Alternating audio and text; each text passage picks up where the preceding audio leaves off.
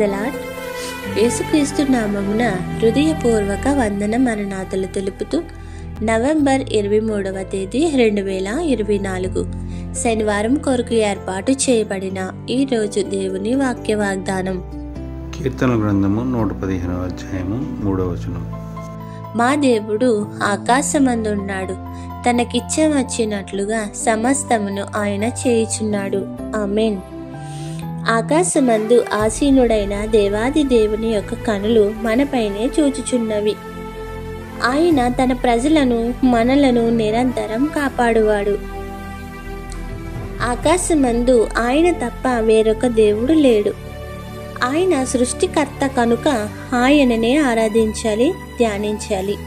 ఆ విధముగా ఆయన బిడ్డలుగా మనము నడుచుకోవాలి. ఎందుకంటే ఆయన తన ఇచ్చ చొప్పున సమస్తమును చేయగలవాడు. ఆ సమస్తములో మనము భాగస్వాములు ఉన్నామని ఆనందించాలి. దేవుని యందు విశ్వాసము గలవారముగా ఉండాలి. అబ్రహాము దేవుని యందు నమ్మకం ఉంచి ఎంతో విశ్వాసముగా ఉండి విశ్వాసులకు తండ్రిగా కొనియాడబడినాడు. ఆయన ఆకాశమందు ఉన్నాడు. ఆకాశం ఆయన సింహాసనము, భూమి ఆయన పాదపీఠం.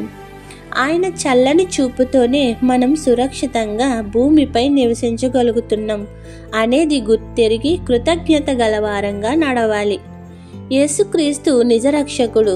మనపై తన వెలుగును ప్రసరింపచేసి చీకటి శక్తులు ఆవరించకుండా కాపుదల ఇచ్చి నడిపించేవాడు.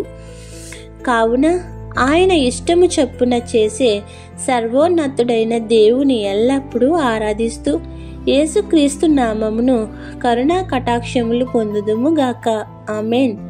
ఇట్లు దేవుని సువార్త పరిచర్యలో మీ సహోదరి. ఆమెన్. God bless you. అందరికీ మరణాత. ఆమెన్.